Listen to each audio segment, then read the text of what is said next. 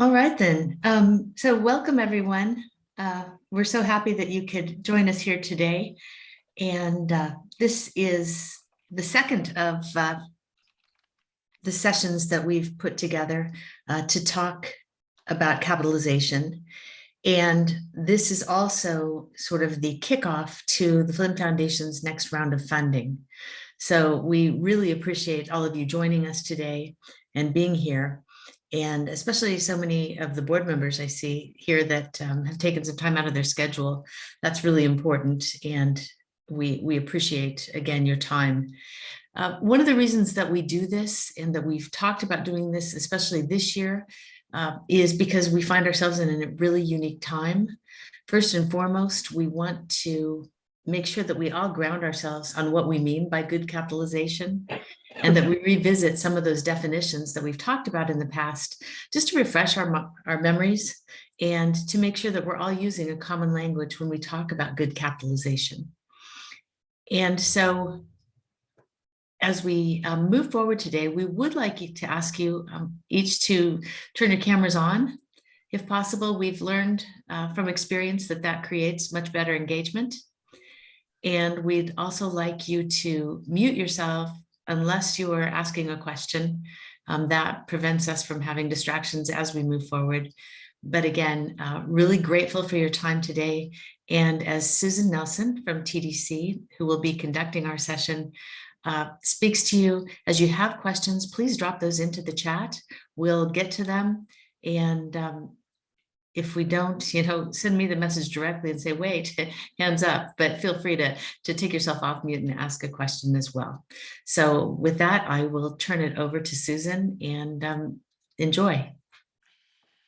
As Tam said, thank you so much again for just taking some time. It's really great to see you. Some of you have had a chance to talk to in the last couple of weeks, but it's really lovely if I haven't met you to meet you too. And I'm going to encourage you, if you do have a question, to put it in the chat, but I will stop every so often and ask for questions, and any question is a good question.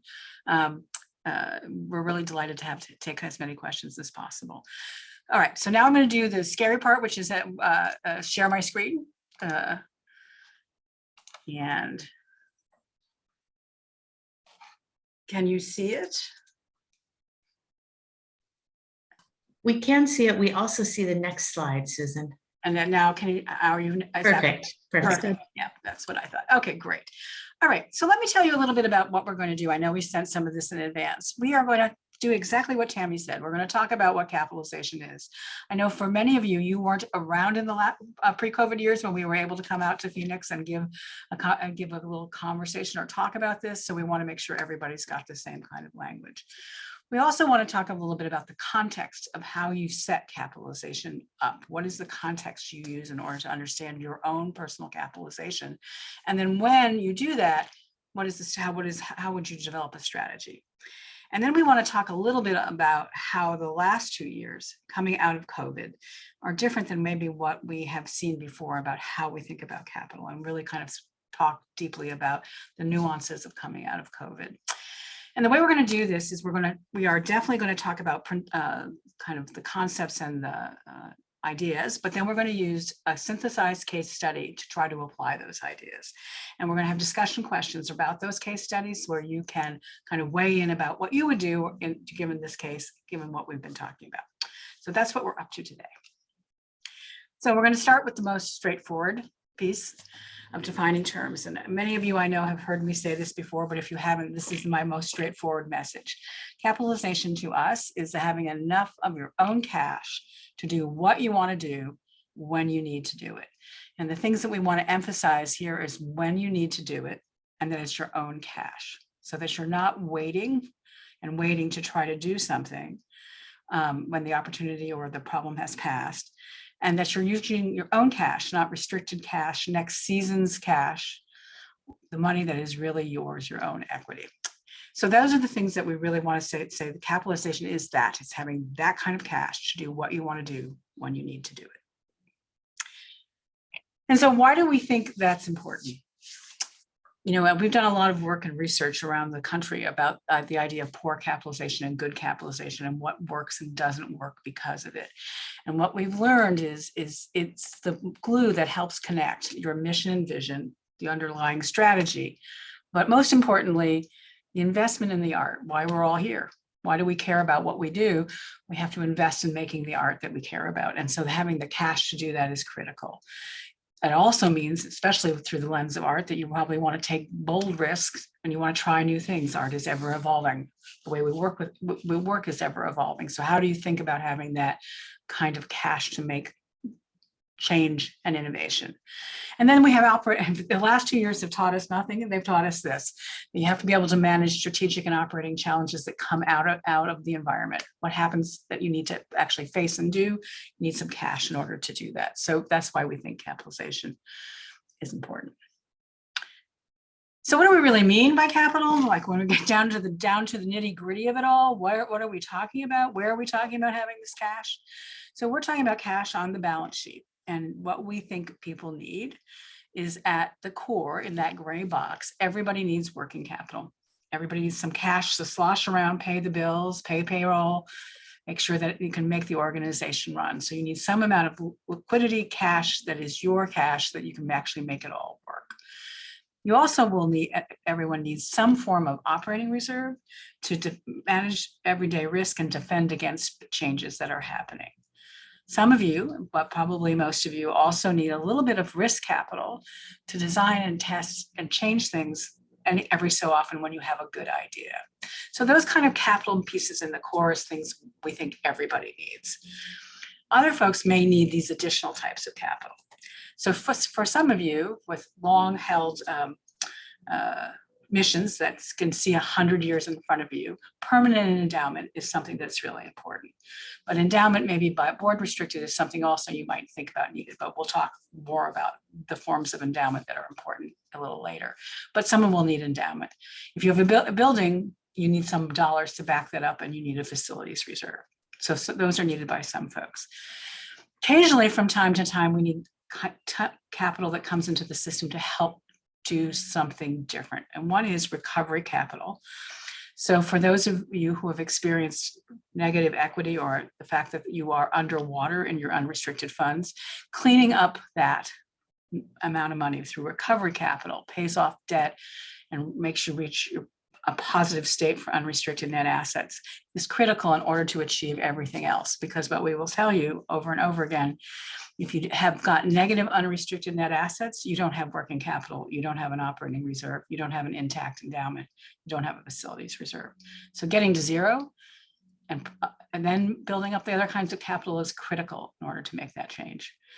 And then change capital is money that from time to time people need to think through a different underlying business model, and they need money to actually implement that change, get that new business model to mature and work and to actually move forward. So dollars that actually move the needle on what your business model is change capital. And then finally, sometimes debt is a wonderful use of capital. And where do we think debt works? And sometimes for the right amount of working capital, lines of credit are great. And for providing debt for capital campaign pledges that allow you to build buildings in real time, it's also helpful. Other forms of debt we would say are not so helpful, and we'll talk a little bit about that later. Okay, so before I move through that, any questions about the kind of basic things that we brought up? Anything up there? No? Great. All right, so let's talk a little about context. So, how does the arts sector do around capitalization? Well, pre-COVID, we knew through, again, lots of research all around the country that most arts organizations have highly constrained capital structures. And it doesn't really matter which city we looked at. Every city looked pretty much the same. It's hard to see enough working capital. We very rarely saw operating reserves. We never saw risk capital. Endowment was often poorly sized, and very few people had facilities reserves. And we really thought a lot about that. And we also learned that some of the things that we often used to think we're going to fix our capitalization didn't work. And some of the people who were most poorly capitalized were people who were just coming out of capital campaigns, who had grown buildings without associated facilities, or had too much debt, or didn't include endowment, or didn't include operating costs. So the very things that sometimes people used to try to get themselves moving forward were actually more hurtful than helpful, because it left the organization with larger requirements for cash that were not being met, and actually more shaky finances. So we wanted to know why that was happening. And, I think what we really came to understand, and which you all could have told us a long time ago, is nonprofit leaders totally understand their financial position. Every single one of you on this phone actually knows exactly where you are with your finances, and can say how lack of cash actually is corrosive, and how the poor capitalization is actually getting in your way of doing the art and moving the organization forward. We hear it in everyday conversations, we've heard it all around the country. But oftentimes people feel powerless to address the capital part. And we wanted to think about, well, why do we feel powerless? And we've come up with these 3 core reasons. I'm sure there are others, but these feel like they are at the core of why this sector struggles. First and foremost is planning. We've become a sector who does indeed plan, but often the planning is internally focused and lacks market context. And so what do we mean by that? It means that we actually don't go out into the marketplace and understand what the consumer level is, what people will pay, how often they will come. We don't understand that the same truths about our donor market, where we stand. So our plans are about what we want to do, unregulated by what the market actually tells us. And so I think thinking a lot about how planning does not help us, but could help us, is key to understanding how we think about getting capitalized correctly.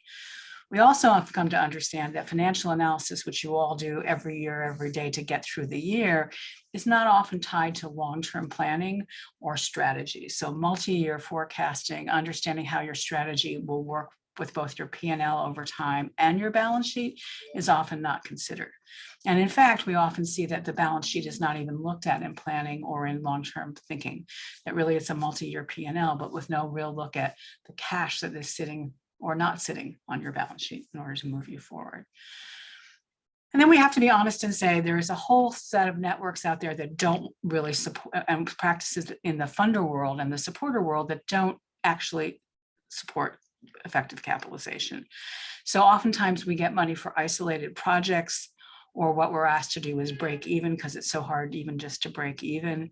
But we don't actually think about posting surpluses, and that operating funds are much more helpful. We know this again from longitudinal study, that operating funds without restrictions are the things that allow organizations to actually create surpluses and create some capital, and that isolated projects actually don't do that, and that they are actually antithetical to the way we actually can build up our capital over time.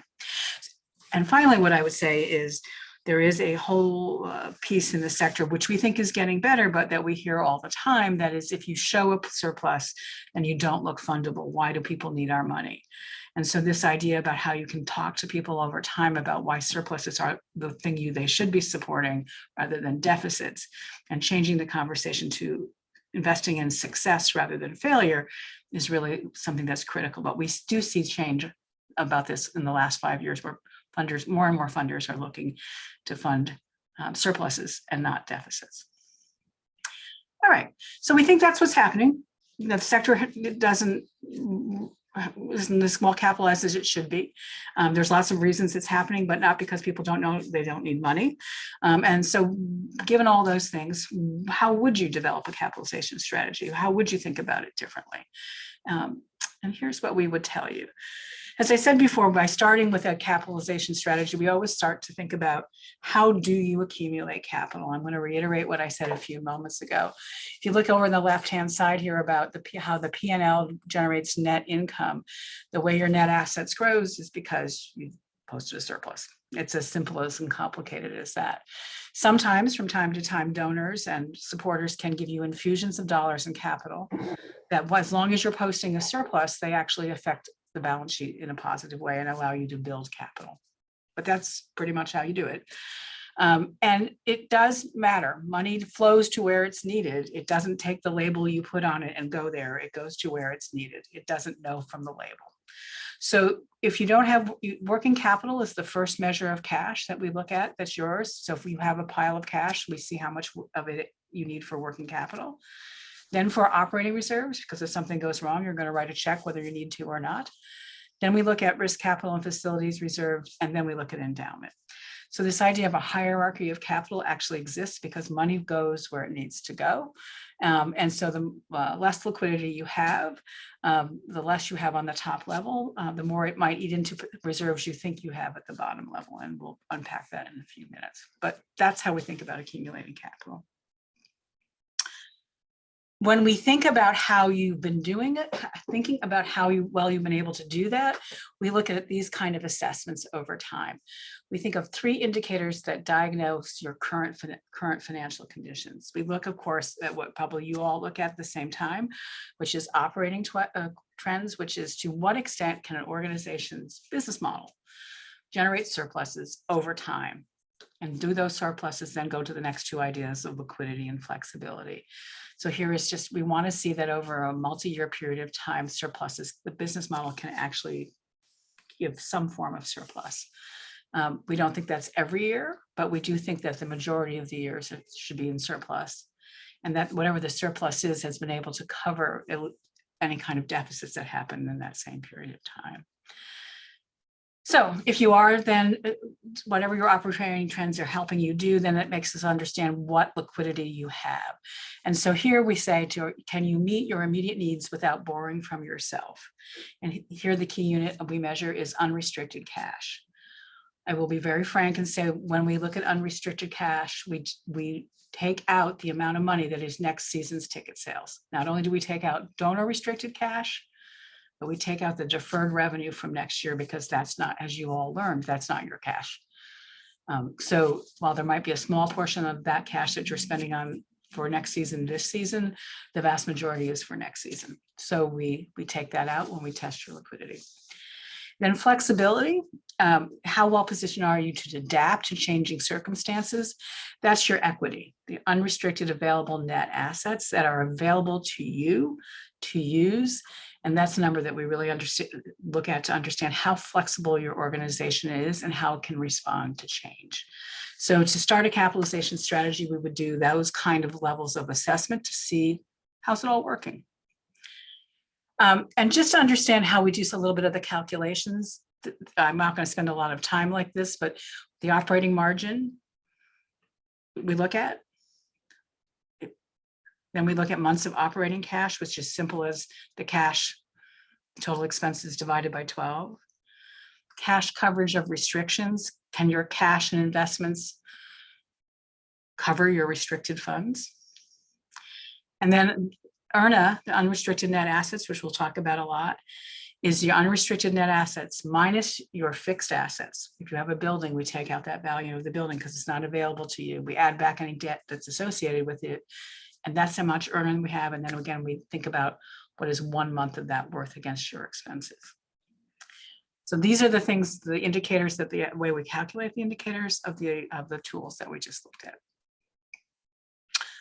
All right, so that's kind of the baseline math of how we say where you are today. And then we say, okay, what are you going to do and how are you going to create the strategy? And this is where most people say, can you just tell me how many months of an operating reserve I need, Susan? Can you just say, is it 3 months or 4 months or 6 months? Or, how much do I need an endowment? What's the number? What's the number? And what we tell you back is, I can't tell you that number. It's hard for me to say that you need anything less than a month's worth of working capital, but because everybody needs to pay the bills in any given month. But after that, we really want you to think about how much capital you need through these kinds of screens. We want to understand about what you're trying to accomplish, mission and vision. What are the core business model drivers that you're trying to satisfy and use? What is your time horizon? How long is your planning effort and where do you think you live? How risky is the work you do in your organization? And what does your marketplace look like? So we're going to talk about each of those for a second. So, I think often people say, really, this is where you need to start. And we think, yes.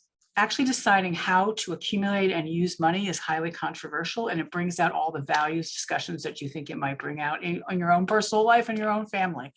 This is where understanding about what you are trying to accomplish and being aligned is most critical when you're starting a capitalization strategy. So you have to have a clearly articulated mission and vision with a well-defined approach, and the board and staff have to agree, because accumulating capital, again, it happens with when both board and staff are in agreement. Again, we've looked at this over time. If the board and the staff do not agree about what the capitalization strategy is, it does not happen. So we really think that understanding what is important about the mission and vision and what you need capital to accomplish needs to be about in alignment. So then once that happens, you can look at these other lenses. So I'm sure there are many business model drivers that you might have that are more than these, but these we think are at the core: audience, facility, fixed costs, and then the combination factor of all of those things. The more that you have of these drivers, the less flexibility you have and the more capital you need. So if you are trying to satisfy audience demand through product, make sure a facility is viable and usable, and you have high fixed costs you can't get out of, you're going to need a lot of capital on your balance sheet. You're going to need more working capital. You're going to need more operating reserves. You may need more endowment. You're going to need a facilities reserve. So the more of these things that are in play, the less flexible your business model is, the more cash you need. Similarly, with the time horizon, we really think that this is an important thing that most people don't consider but should consider. So there are 3 types of time horizons. Immediate view is not any of you on the phone right now, but that's a highly specific artistic expression.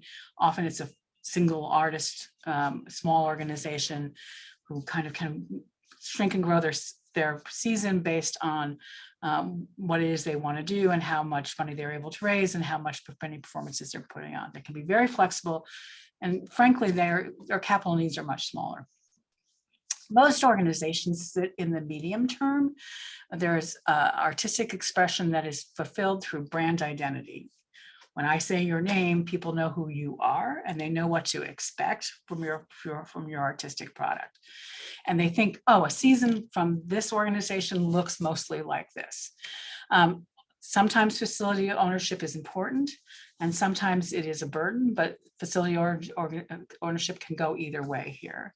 And fixed costs here are often present, but they can not need to be tightly controlled in order to make sure that the amount of capital is not too much. Then there's long-term organizations, or what we call institutional organizations. An obligation is there to persist as a civic anchor, or their long-term stewardship of a collection or of an art form. Oftentimes, the facility is not optional. Facility is part of the artistic expression, and fixed costs are very high because of the way they have to work into the world, and they're multifaceted. So again, same idea as the last slide. The more you go to the right, the more capital you need, the less flexible you are, and the more you really need to think how you accumulate capital. I think the question here on the long-term view is we always think that people with a long-term view need endowment because they need to think about that 100-year gap, that 100-year piece. They need to understand that they have obligations that persist, that idea of persistent obligations, and that smoothing the way through endowment allows them that 100-year vision. If you're living in the medium term, then endowment is much more about what kind of endowment, how you think about endowment. Is it about a board designation, or is it about actually tying up capital over time? If you're living in a medium term organization, are you really making a 100-year promise to the community? Is that really what you're doing? Or you're really actually thinking in 10, 20-year increments instead? And that's something I think we ask people to think about a little bit. This next piece, I think, is critical to really understanding the cash need. There are 2 different types of risks that we deal with every day.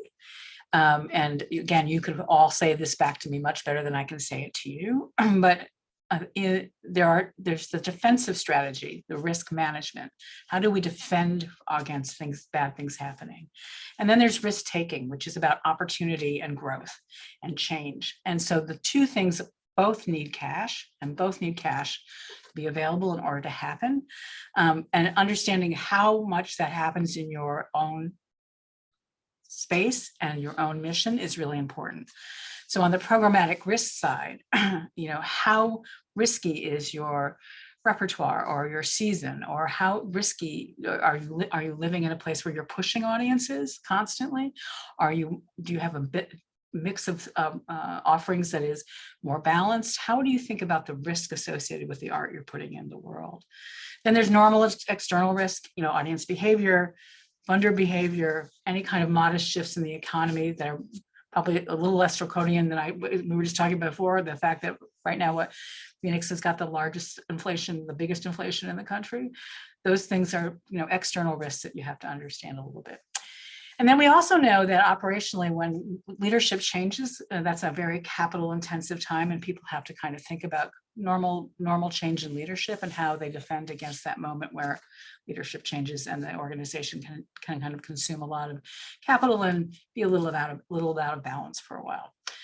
On the strategic risk side, it's, how much do you depend on your organization to take risks from time to time, big change risks, like new opportunities, changes in core offerings, thinking about repositioning yourself organizationally through your marketing position or your development position, a change in how you use your facilities. We need to get bigger, we need to get smaller, we need to think about how we use a facility in a different way, and then again, change in scale and size. So the risk management is everyday risk, happens all the time. You need to think about it on an ongoing basis. Risk taking can be cyclical, or it can be how you think about moving your organization ahead in a key moment, but there are two different things that you're accumulating capital for. Okay. Then I think finally the last piece, as I said in the beginning, is the marketplace, where we know people don't often do this. Often the way we think about the ability to grow or change is we benchmark ourselves against our discipline. And I know if you've seen me talk before, this is something I like to rail against, and here I go. Benchmarking your organization against an organization in a different city is not helpful. What people can accomplish in Oklahoma is not what they can accomplish in Detroit or in Boston. Boston and Phoenix look completely different. Benchmarking does not predict success. What you have to understand is, what is your local audiences and what do they do and how will they respond? So understanding your definition of your audience, who are you serving? What demand is here locally? What is the pricing structures that will go here? What kind of supports do you need? How much do they cost? And what does competition look like? Are really important things to actually diagnose and move forward. If I could get rid of one thing out of this webinar, it would be the idea that in planning you benchmark. You have to think about what your audience is locally. And using that information, you have to be really realistic about what it tells you. I have to say, one of the best lessons my dad ever taught me is that sometimes when you pray, God says no. That's market testing. You have to go out into the market and understand what it's telling you. So I think that that's something that we really, again, want to say that is, as you think about capitalization strategy, understanding your market, really important. Okay, so when you have all those things thought through, then you can kind of size the need and fund the need. So working capital and operating reserves, working capital is all about how much, what is your ongoing nut every month in order to make sure you have enough cash to pay it. And then the operating reserve is about how do you need to balance what you need to preserve in a tough time, the talent and the fixed costs, and the predictability of annual revenues. So if you set your budget and said it's $100 budget, and of my $100 budget, I have $20 that I think is at risk at any given time through, it's either, I've got my gala or I have funders who kind of come in and out of the marketplace, or I have governmental money that I think could go sideways. But when I totaled it up, I think at any given time, $20 is at risk. So then the question is, how fast could you cut that $20 out of your budget? Could you not do it at all because you need everything, and you'd have to rethink the whole model before you did it?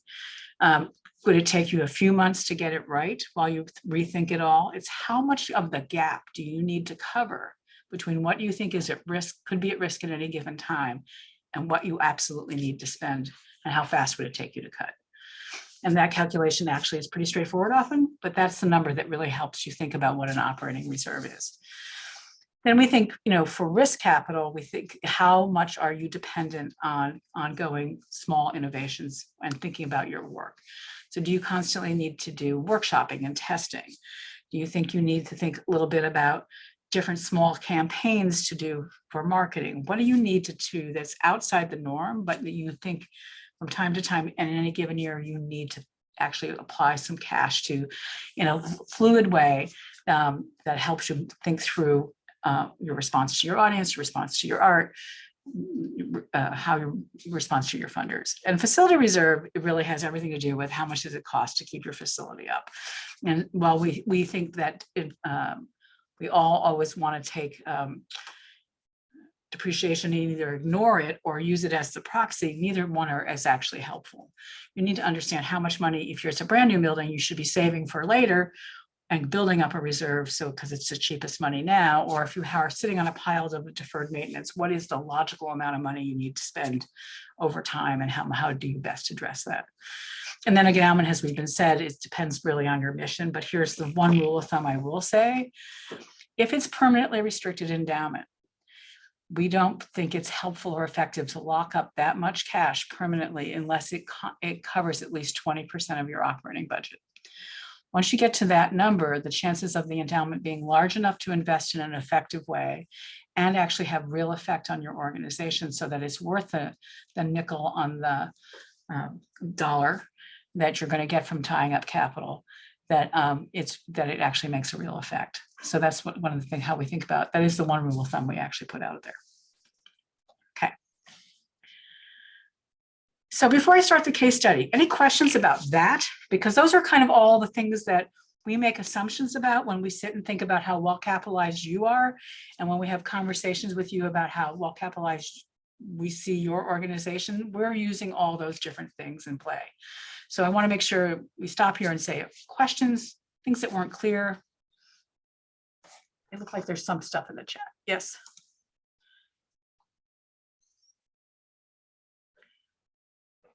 Okay.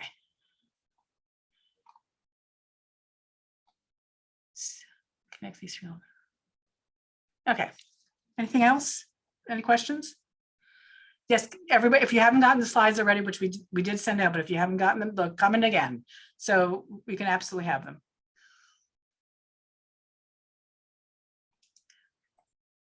Okay. All right. Susan, this is Paul Meacham. Hi. Hi. Could you just repeat what that rule of thumb was that you just mentioned just a second ago? About endowment? Yeah. Yeah.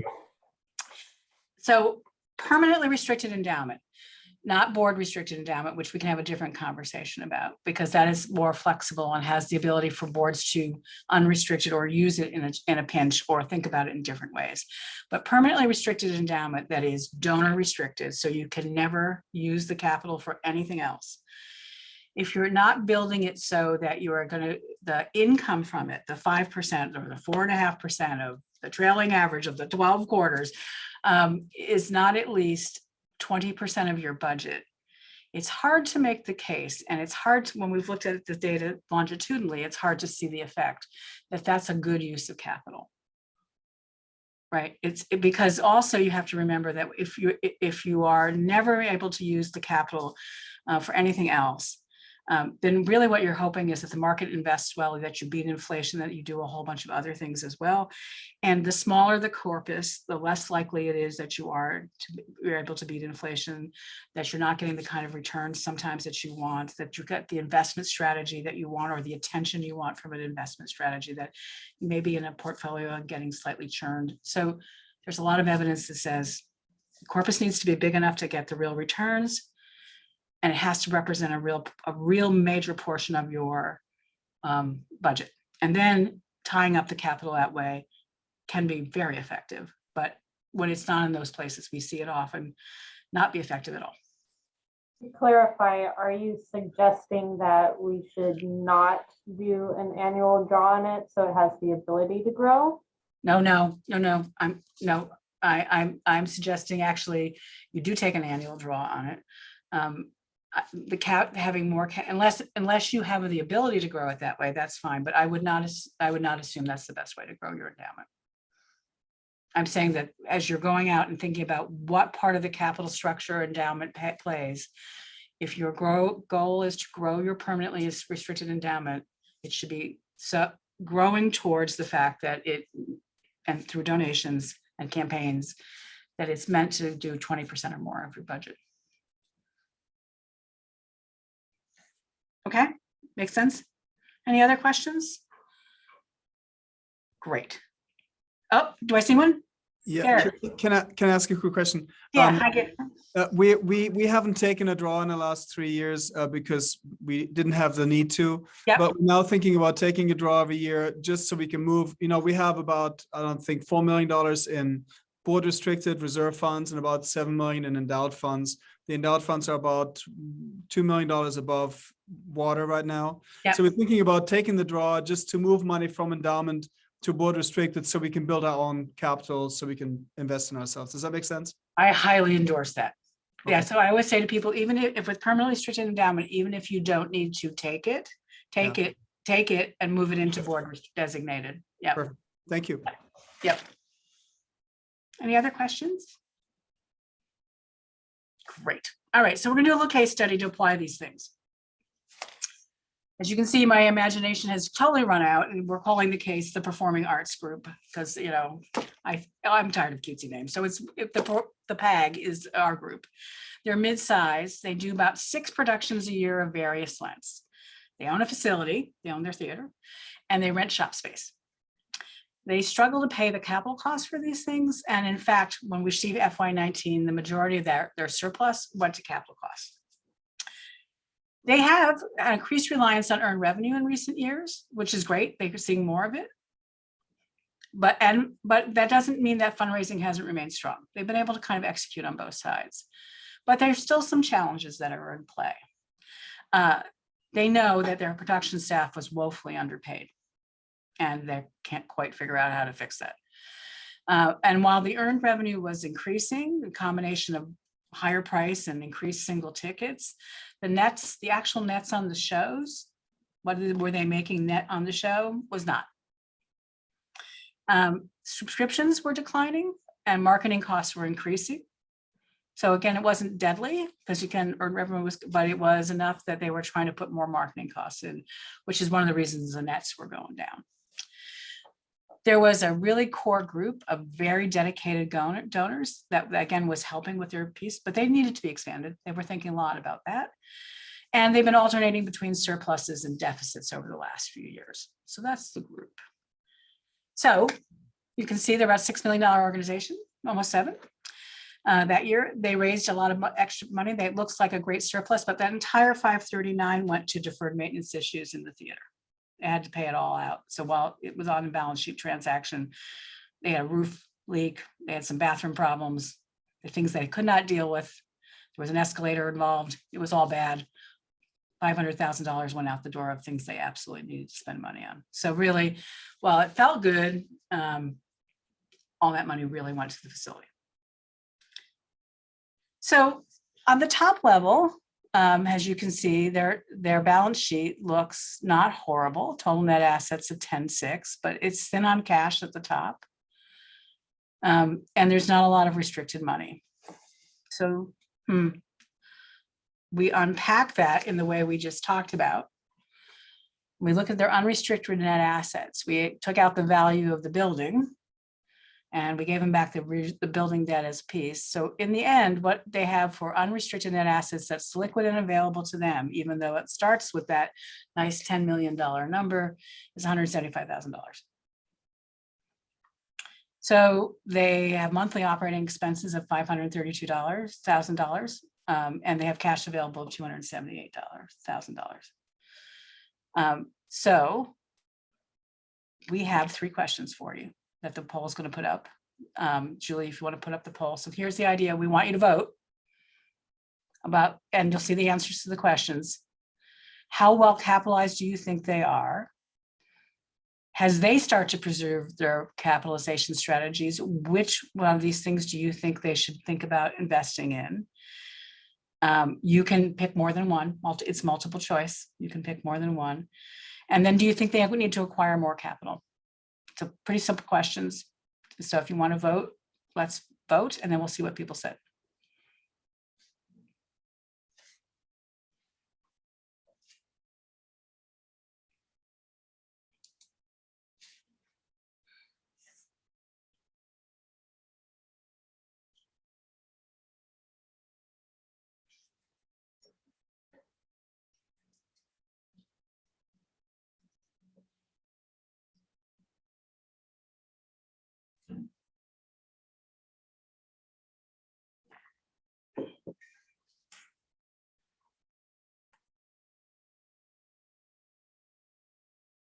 Julie, how many people?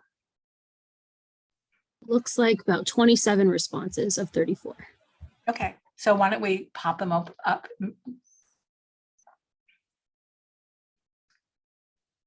So we're good to end it. Yeah, go ahead. You can, yeah.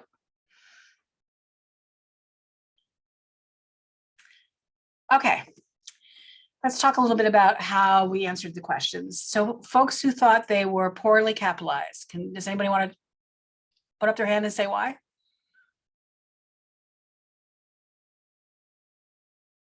Oh, come on, don't be shy.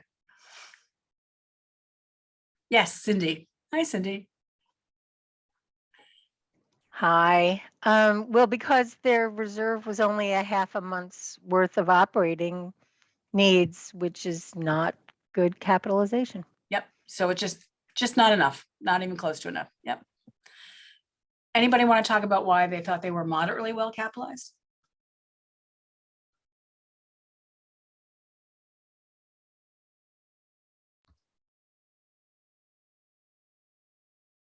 Yeah, this is Doug. I would say that the significant restricted endowment postures them, I'm going to say, moderately well for the future. Mhm. It needs to grow because, like you said, it's not spinning off sufficient cash at the moment. Yep. But I would say it's a good start. It's a good start. Okay, it's a good start. Other folks want to comment on either why they voted?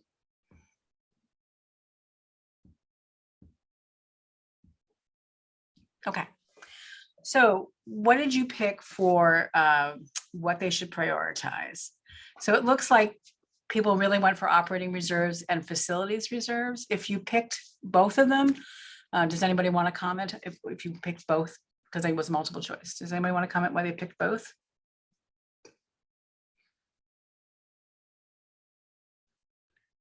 Go ahead. Sorry. Besides the need for operating cash, their facility is a significant liability to them, and if they're not underwritten otherwise, they need facility reserves to maintain that. Yep. Okay. How many of you picked both? Did many of you pick both? Yeah, lots of hands. Yeah, it looks like many of you picked both. Okay. For people who included risk opportunity reserves in this number, why anybody want to talk a little bit about why they did that?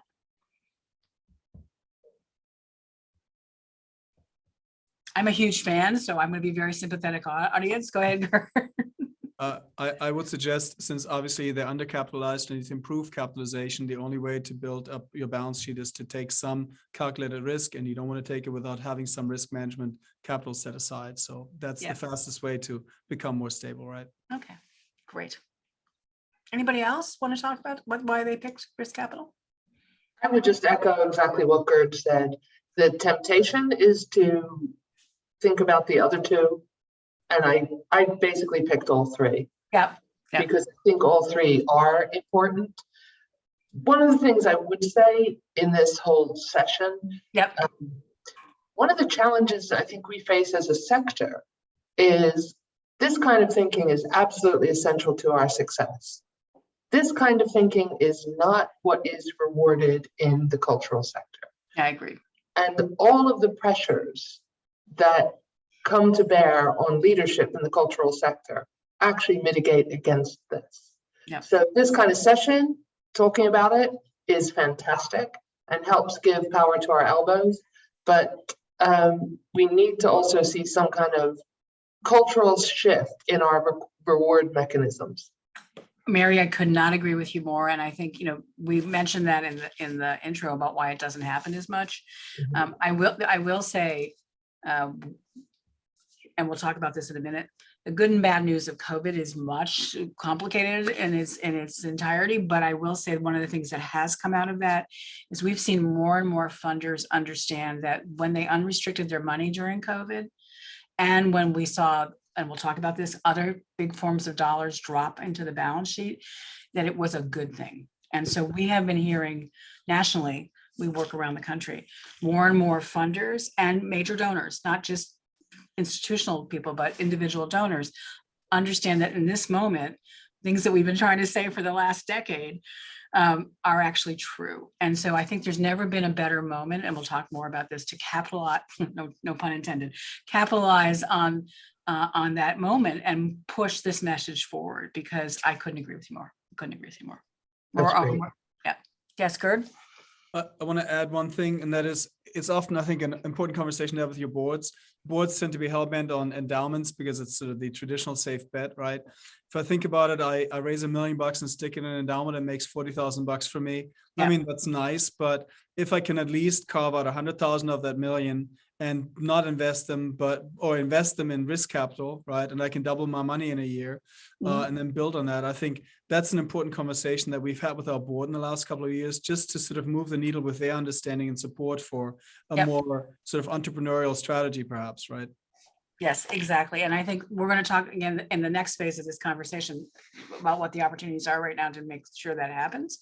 But I couldn't agree with you. That's the conversation that really needs to happen at the board level. And I would refer you back to the couple of things I said a few minutes ago. That is really understanding your risk profile, both risk management and risk taking. What is it about your organization and how you express that? And then really having the board and staff being totally aligned about how the mission and vision is dependent on that. And that conversation is board level, totally board level. Yep. Okay. Thank you for participating in this poll. Now we'll move on. I'm back to the scary part of having to reshare my screen. Hold on. And what are you seeing? Once, yes, excellent. Okay. No, So we're still seeing your second. I'll switch them. Hold on.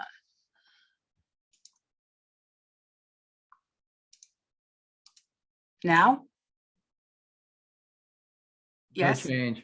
No change. All right, let's do it again. So that's all just charming.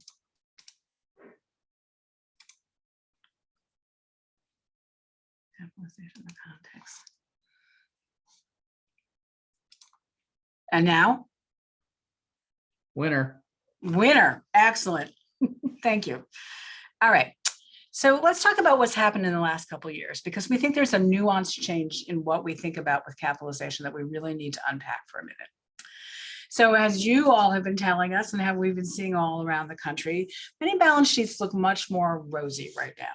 It's been an influx of windfall capital, which I can name as much as you can, but there are things like the PPP, SVOG, employer tax credits, individual donor gifts, unrestricted of other gifts. There's been all sorts of capital that has been flying into the system.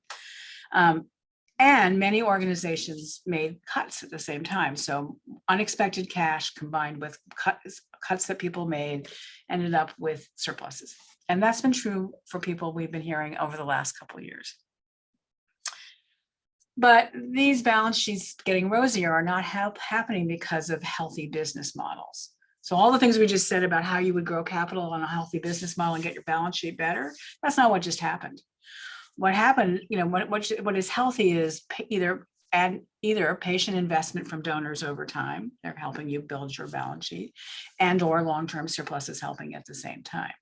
But one windfall capital and cuts is not that. So there's an underlying business model that is not quite working. And the windfall capital is one time and not repeatable. As I like to say, if the feds really understood what the PPP did for everybody, they take it back. So I think these are not donors who are patient nor want to give us more capital. And at the same time, as you can tell me again, more than I can tell you, as you start to really ramp back up your performances and your seasons, the expenses are rising in ways that sometimes feels very uncomfortable. So we also think there are lots of things that are happening around the whole environmental piece of how you operate that are more stark or more in flux than ever before. So both earned and contributed revenue sources are in flux. And they're also highly influenced by public health rules, which change often. We were just before this call, some of us were talking about, the idea of new variants coming up in travel. What does that mean? How are we seeing that? What does it mean for tourism? What does it mean for how people come in and out of participation? So we have no call over that. And it's just very unclear how that will affect us ongoingly.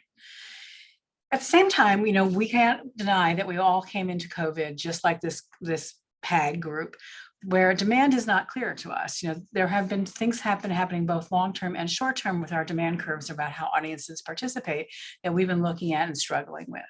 And COVID has actually, made different changes in behavior that we're not sure how it is going to happen. So short-term, that's just the question we're all asking, when will participants feel comfortable returning? Fully comfortable. But long-term, we have this question has the pandemic permanently changed participant preferences? So those curves in subscription or those curves in attendance that were slow and going down this way, did something break in that system during the pandemic when people were not in halls for 2 years? And do we need to think about that? And what does that mean? And there's lots of different data that tells us very conflicting things. Also, as you all again can tell me more than I can tell you, digital programming and the demand for it is unclear. Many of you have started some digital strategies, mixed results. Some folks want to think about ongoing digital, other folks don't. But what we do know is if you do want to, testing the long-term efficacy of digital strategy requires real investments of time and money, and understanding what that takes is a significant moment in time as well. And contributed revenue is also uncertain. So this is really good news and bad news at the same time. Many organizations tell us that you're unsure whether the high levels of giving that you did achieve that we never expected, but have been wonderful, will continue. And again, there is some evidence that they will continue and that we can depend on them. But the uncertainty remains for folks and that idea. Here's another very hard moment in time. Confronting social and racial justice issues has become really central for many organizations and many of you. And folks took advantage of the pandemic shutdowns and some of the capital that you got to engage in some of this work in a real deep way, both at the program level and at the organizational level as well, the internal piece. And many audiences, funders, staff care about these issues and are paying attention to what organizations say and do in this area. But it must be said that at the same time, there's not always alignment about the prioritization of this work amongst and between board, staff, and funders. And people are being pulled in multiple ways to think about how this work is getting done. But again, just like digital, what we do know is that when you commit to it, this work requires time, energy, and money. And people sometimes think it's just time and energy, but they also, that infers money. And so many organizations worry they won't have the capacity to continue this work post-pandemic. How can they bring that to bear? So here's the other piece that we've been hearing a lot from many of you. Rebuilding staff is proving to be really a large and serious challenge. The obvious is furlough staff have moved on, but additionally, many organizations really can't find the applicants to fill all their open positions. And salary pressure is as a resulting piece. So we've heard from many of you that you have open positions, and then when you do see qualified candidates, they want much more than you're offering. And that has put real pressure on it, because if you do match what those salary requirements are, that has huge implications for what you're paying other folks parity. So what does it mean when you go out into the market and hire and then have to confront some of these salary pressures? And then when you add the lens of pay equity and transparency, if you're doing that kind of work with your racial and social justice issues, once you start down the path of what pay equity is and transparency, once you publish all your salaries, which is what transparency asks you to do, then how you actually make sure that you are being competitive in the market and actually responding to market choices actually is even harder, because it means salaries will go up, costs will go up. And I can't tell you how many of you have told us about this, and how much we hear about this all around the country. So what does that all mean taken together? So remember that risk profile slide I showed you before? We think it looks different today. We think that there are different risks, more deeper risks to defend against, and they're harder. Not like they weren't hard enough before, but when you defend against risks, that they've gotten deeper and harder. And that actually at this moment, risk taking is even more important, what Gur was talking about, than ever before, because the world is changing in pretty profound ways that we don't understand. And so thinking about how we want to take strategic risk and defend against risks that we don't quite understand yet, it's become much more deeper experience. So you can see here in the red, we've added things around the risk management, around audience demand. We don't understand it quite as well as we would. Social and racial justice work, how do we work about that, do that work internally? Pandemic and public health rules, as they changed, it's tied to audience demand, of course, but it's tied to a whole host of other ways about what we operate. And then the human capital, we think we've added these very straightforward demands that were probably always quietly there, but now are really there, which is salary pressure, difficulty finding staff, and pay equity and transparency. Then on the risk-taking side, of course, the digital work, do you want to take that work there? You still need to think about the pilots and the new opportunities. The social and justice racial work as it applies to your program. And then are we having a meta issue about audience change that we really need to talk about? Have audiences' behavior just really changed? What do we know and how do we respond? And again, on the organizational side as well, this idea of how does our organization respond in social and racial justice work? So what risks do we need to take there? So we think this map has changed and deepened. And of course, with more risk comes the need for more capital and more availability of capital.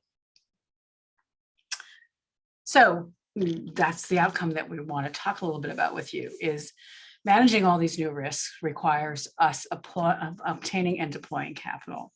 So I think if I had to characterize where we were trying to help you all think pre-COVID, is we really were trying to get you to grow and preserve capital, with the idea that from time to time you would need to spend it, a little risk capital here, the use of facility capitals as you need, but really that you should be building up capital, and that from time to time you would use it.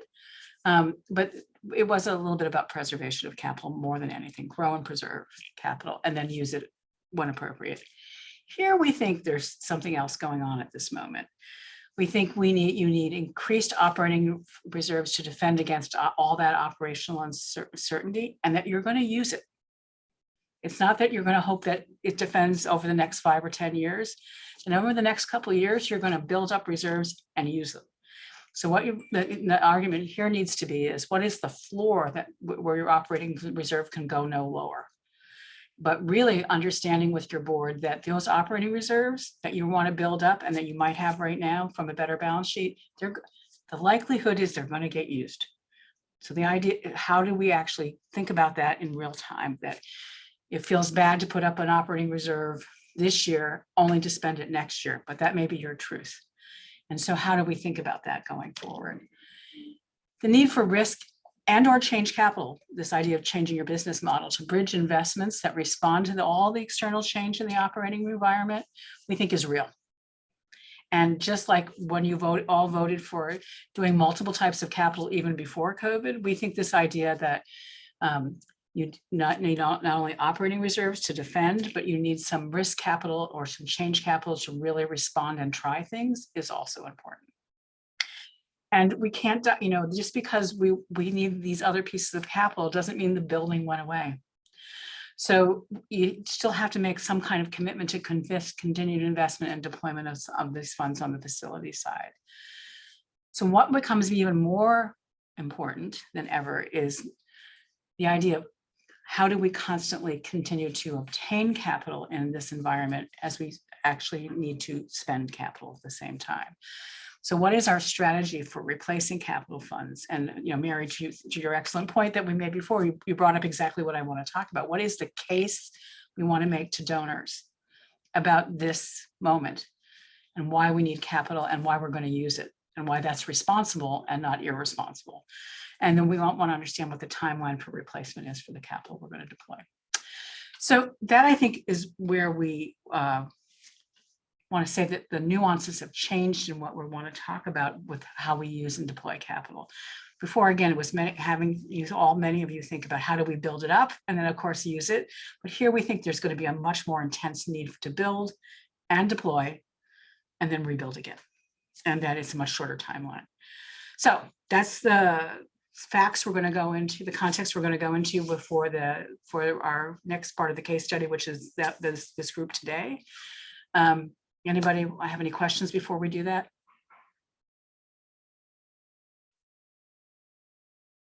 No? Yes? We good? Okay. So let's talk a little bit about this group.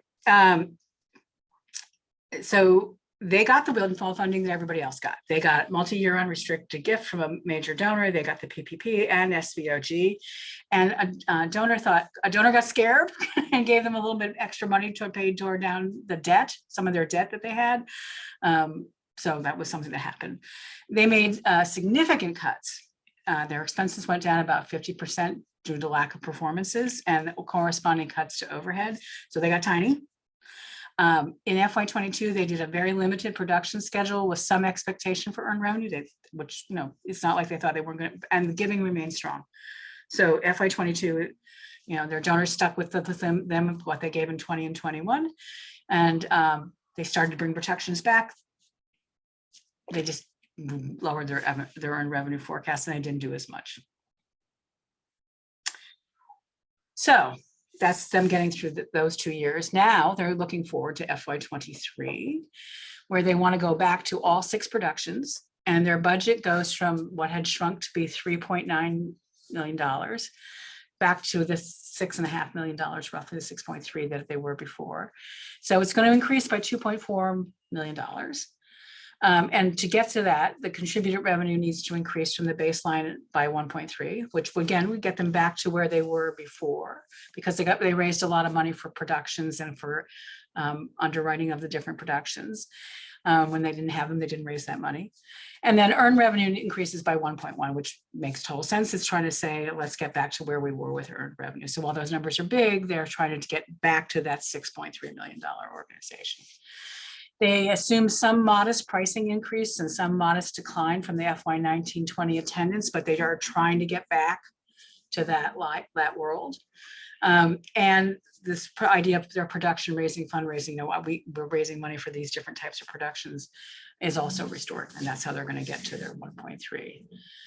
But they have other pressures which are not in that $6.3 million budget. They really need to rebuild staff capacity, but new hires are indeed demanding higher wages.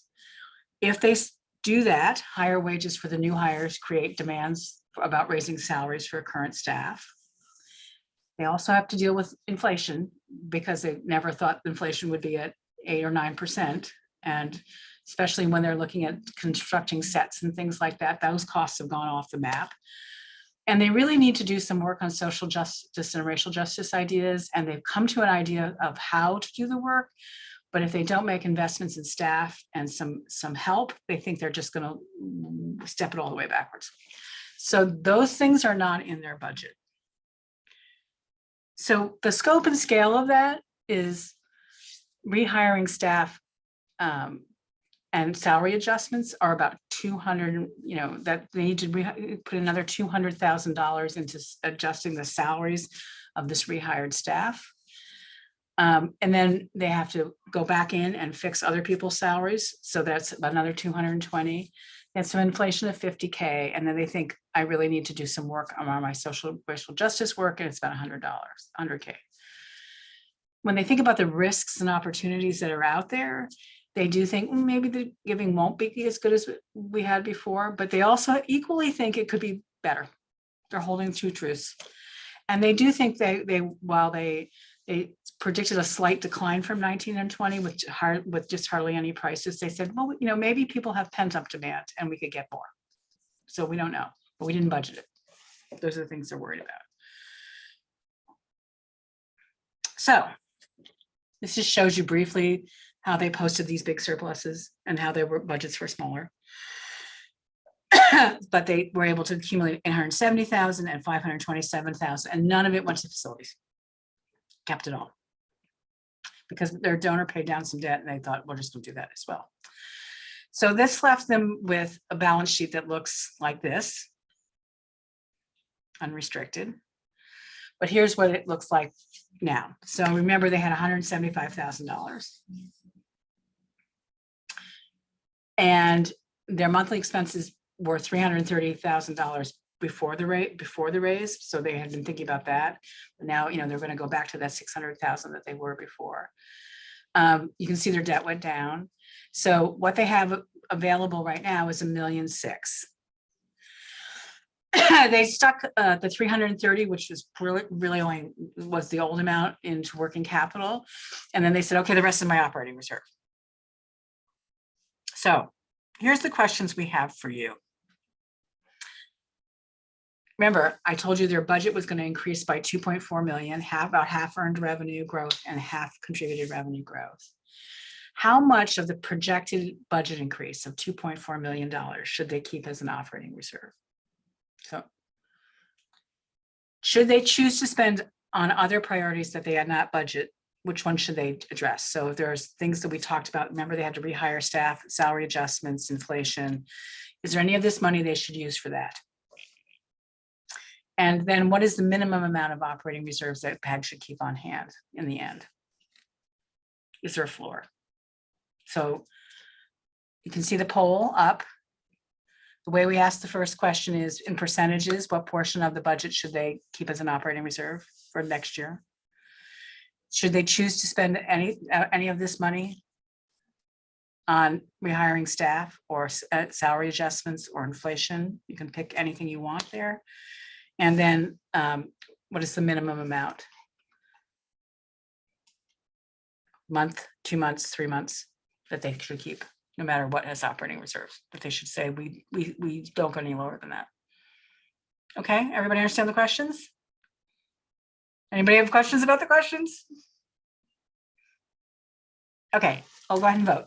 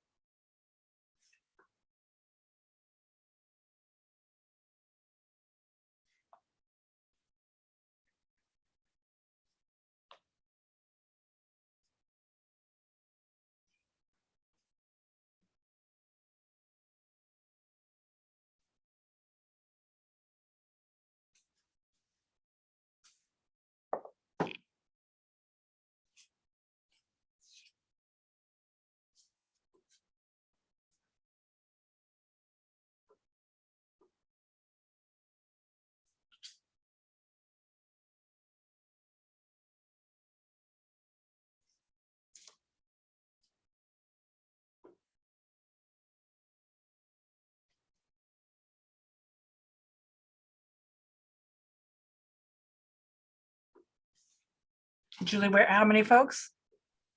At 26. All right. So why don't we close the poll and publish it?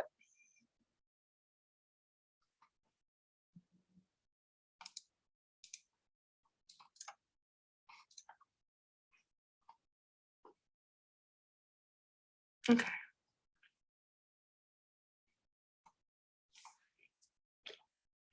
So for those people who picked half, that they think they should preserve half, anybody want to talk about why they picked that number?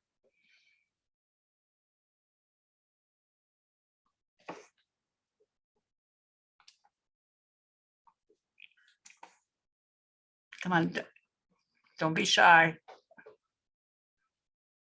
There had to be a reason. I'll kick in there. I Okay. went math, and my thinking really was there are a lot of needs that need to be addressed. So we absolutely need to spend some of this. Mhm. But equally, we are still in a time of huge uncertainty. And so feeling as though we had enough cushion, should all of our assumptions just go out the window, Mhm. we're used to being hit by something that nobody saw coming. Yep. You know? So I suppose my mindset at the moment is being ready to face the unexpected, but yet being able to move ahead in key areas. Okay, that makes sense. Other folks who picked half and up to 50%? Why'd you do that?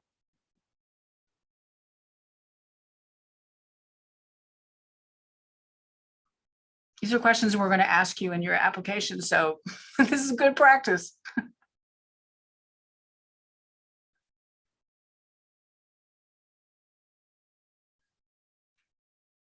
Does anybody want to talk about why they picked 25%? I will do that. That sounds great. So I picked 25% because they already had 1.7 million liquid, which was not bad for the size of their budget. So I felt like with all the other pressures on their budget, 25% was a good addition to that. Mhm. Meanwhile, I thought the investment in, frankly, all of the other areas was really important. First of all, without rehiring the necessary staff and without giving equity in staff salaries, they're not going to be able to function. That's their primary resources, their human resource. They're not going to be able to function. And if the salaries aren't sufficient to keep people, then they're going to have a revolving door, and it's going to take an enormous amount of their time and energy, as I think many of us have been experiencing. And meanwhile, you can't, the non-salary inflation is out of their control. I mean, they need to buy those things, so they have to have the money to do it. And if they totally ignore the social and racial justice investments, it's going to bite them in the back eventually. And they're going to have staff who are demanding it, as well as potentially public and board demanding it. And it's important to do. So I spread, my choice was 25% to be in the reserves, and then taking the rest and dividing it across those other needs So you looked at the whole to thing. stabilize and sustain the organization. Yep. Other folks, what do other people, folks think about what Cindy thinks? Yes, I thought that the long-term priority is to get that balance and the capital set at the level it needs to be, and also to send a signal to the organization that that is an important priority, while at the same time trying to address the other pressures that exist. Great, thank you. Other folks? How you thought about it this way? I'm not sure how to hold my hand up, so I'm just going to speak. This is Susan Haig from the Phoenix Symphony, and we've dealt with similar situations, although we do not have a capital campaign for a building, even though we've been in business 75 years. I could see how your ratios are working, and I really appreciate that. I'm also a CPA, and I've always worked in not-for-profit industries. I've not worked for not-for-profit industries in the past. So I've always focused on ratios and profitability and how to make sure you have money before you spend it. And I can see that the endowment issue, when you said 20% of the endowment should be utilized, it should be 20% of your annual budget to utilize, that makes so much sense. We found that in the last year or two after COVID, that if we don't have at least 4 million set aside for the year, that we probably should start the year for the operating budget. So 50% made a lot of sense to me. That's what I put down. As you know, this is a huge cash business. You have an orchestra with over 60 to 70 different individuals, plus another corporate staff of 30. If you don't have cash on hand ready to deal with operating, you might as well just stop stop working, because you've got to be ahead of this situation. There is no other way to make this work.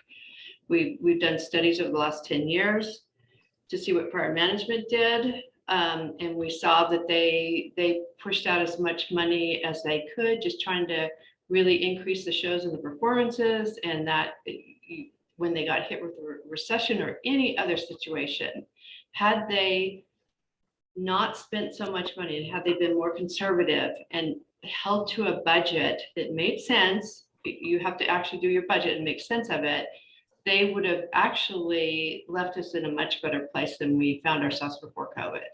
Yep. So I absolutely agree with your analysis on how to pre-plan each fiscal year. Yep. Great. Other folks? Helen just put out some hard won lessons. This is actually Susan. I'm listed Oh, as Helen. sorry. There you go. Sorry. Sorry. I know I'm listed as Helen, but it's Susan. Hey. No problem. Anyone else? Very helpful. Okay, well, Cindy already set this up, in saying I needed to balance all those things before I voted about how much I wanted for an operating reserve. So when we look here, the staff became huge for people. So investing in staff, which I'm not surprised. So does anybody want to, add to some of Cindy's comments about why you picked spending money on here? Because I do want to say this, you would be spending reserves on a permanent expense, right? So you would be spending reserves on a permanent expense. So why do people talk about that? Want to talk about that? Why they thought it was important? Come on, all of you voted for it. I'm just going to add one thing, which is that staffing also has an impact on the ability to raise funds going forward, both earned and contributed, both because of the quality of your product that people want to support and literally the direct solicitation Right. of audiences and donors. Great. Anybody else want to talk about why they take that leap right now? This is Sarah Kist. I'll make a comment. So I picked it because I feel like you have to have the resources to, be able to do your mission and your vision and make things happen for the organization. And without the staff, you're not going to be able to do that. So that's why I chose that. I actually picked all 4 of them, but yeah.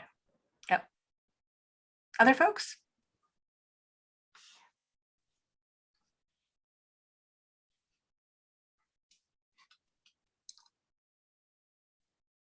Okay, so I also see that most folks skewed towards at the floor of the resources, no matter, that what would be the floor of your operating reserve, skewed towards over 3 months. So almost over 80% of you said it should be over 3 months, that your reserve shouldn't go any lower than that. Anybody want to talk a little bit about that floor idea? About why they picked that?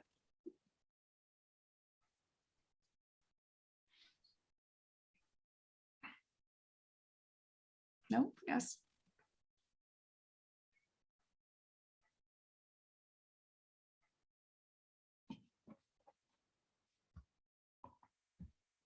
Well, I actually went with 4+ simply because the further out you can push that horizon, the less it impedes your mental processes on doing the job today, because I'm spending less time worried about the going out of business problem.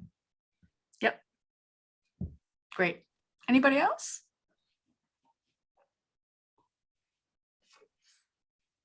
All right. Why don't we close the poll?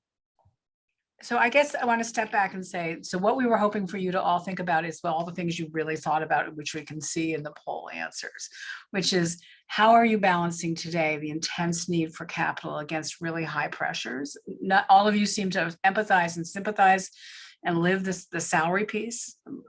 Somebody made the point of all those 4 things are hard and you would need to address all of them, that if you don't address inflation, you're going to have to eat it anyway. And if you don't look at the social racial justice issues, that's a problem too. So I think what we wanted to illustrate here with this organization, which is real, is right now there is an intense demand for you to have capital, both to have operating reserves at a really profound level. I appreciate, Susan, what you said, like for you, it's you've come to understand if you can't see that $4 million, then it's really hard to see how you would open up the year.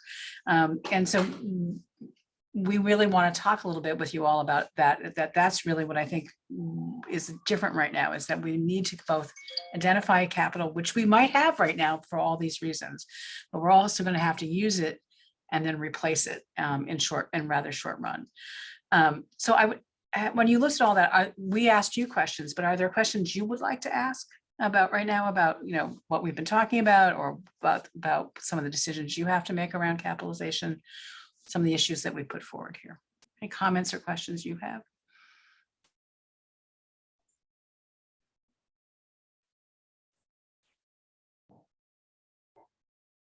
Susan, this is Paul Beecham. Hi, Paul.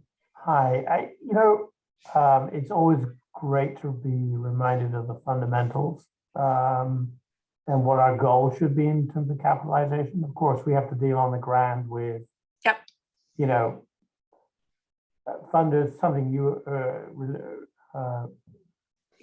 hinted at earlier, that, some funders are just more interested in project funding than they are. And, however much you try to make the case for this kind of capitalization funding, they're not really interested.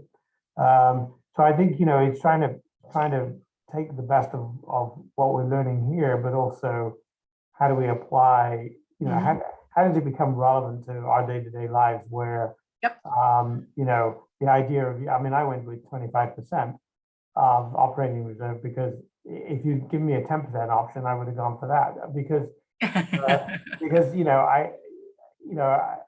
think it's, yes, there's an ideal, but then there's the reality that we have to deal with. And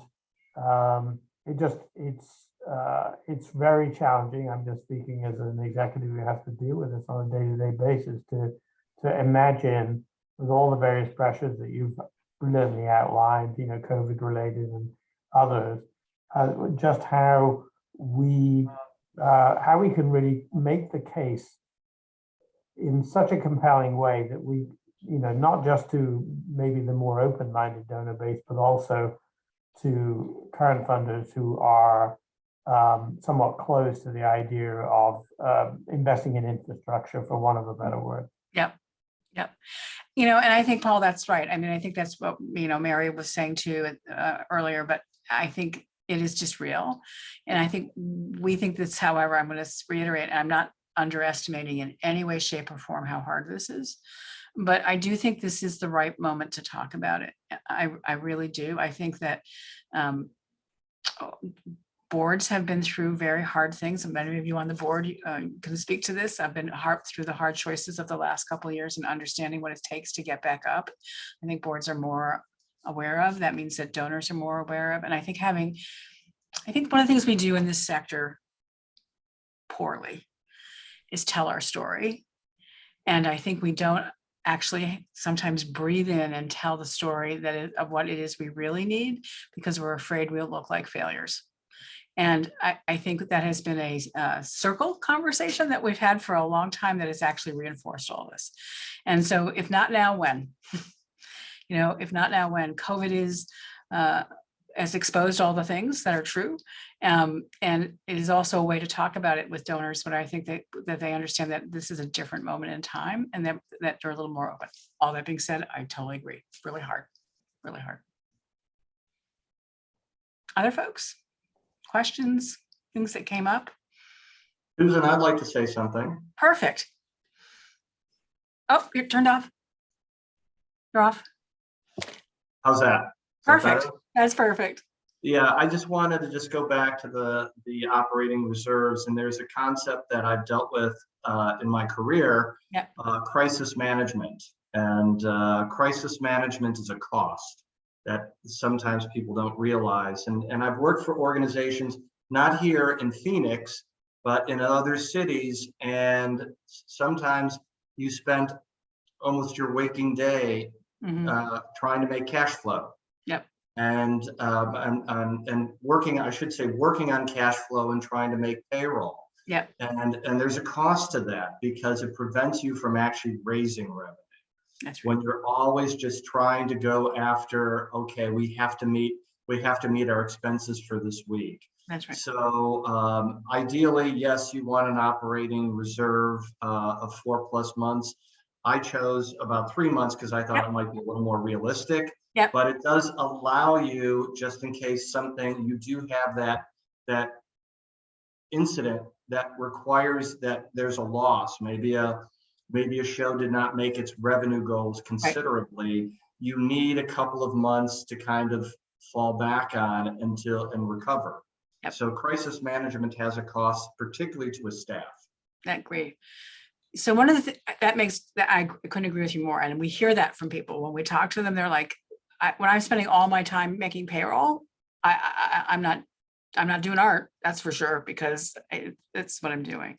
I think, one of the things that we didn't bring up in that case, but I will say, one of the choices that could have been on the table for that organization, once they did the analysis the way we just did it for them, is they could have said, I'm not going to go back to 6 shows. I'm going to go back to 5. I'm not going to try to get that growth all at the same time because it's too scary. And I think that's something that right now should also be on the table about how do you think, so, do you need to go back fully next year? If you do that analysis and you look at your lack of capital, because all of you have talked about, you really want to, as Paul said, it's really hard to do, but you need that some kind of operating platform, and you need some dollars to actually do it. So is there another way to get at it just besides acquiring capital? Can you shrink your expense base so the number you need is still slightly smaller?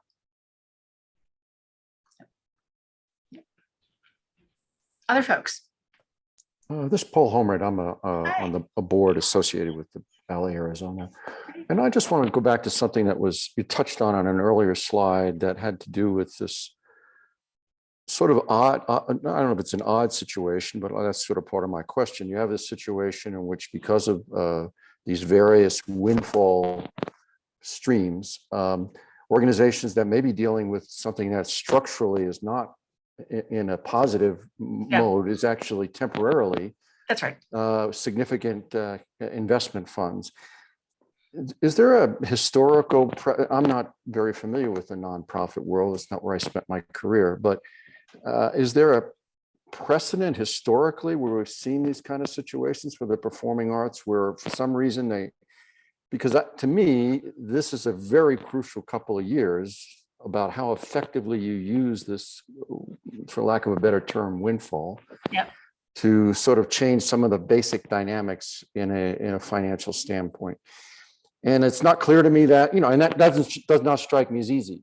Right? No, okay. That's right. So I don't know if there's a kind of much of a historical precedent in the arts for situations like this.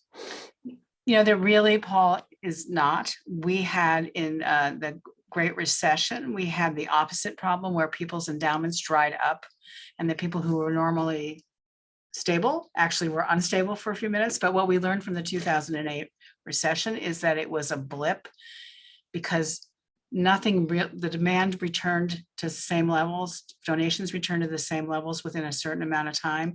So longitudinally, that was a blip. You can't actually longitudinally the data, you can't even see it. So we've only had the opposite, really, to be honest with you. So I think that's one of the reasons we wanted to talk about this, because you're all experiencing, many of you are experiencing this odd way to get a balance sheet healthy.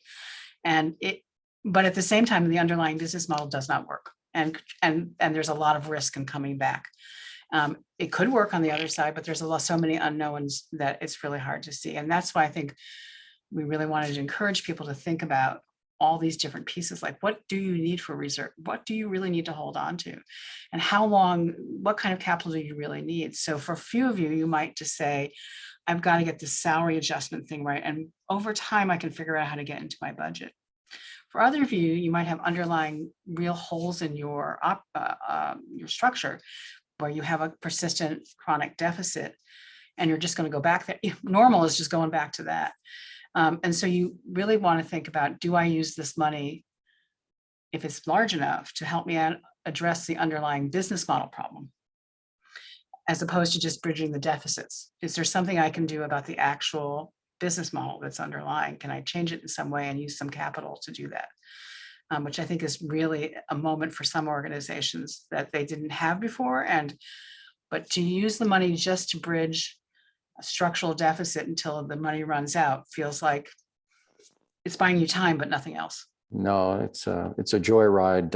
It's sort of a Thelma and Louise scenario.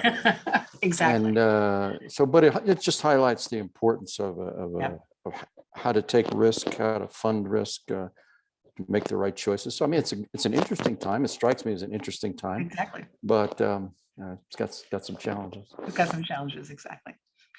We are definitely living through that blessing, right? May you live in interesting times. We're right there. Any other questions or comments?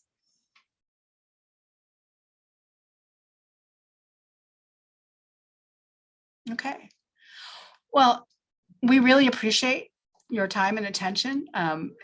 Thank you so much. We really encourage you to ask questions. Rachel's on the phone down there on the bottom of the screen too.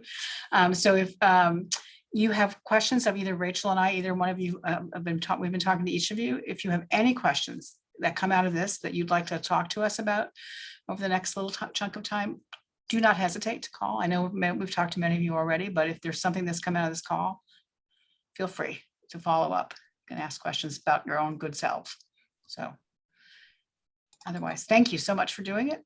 We really appreciate it.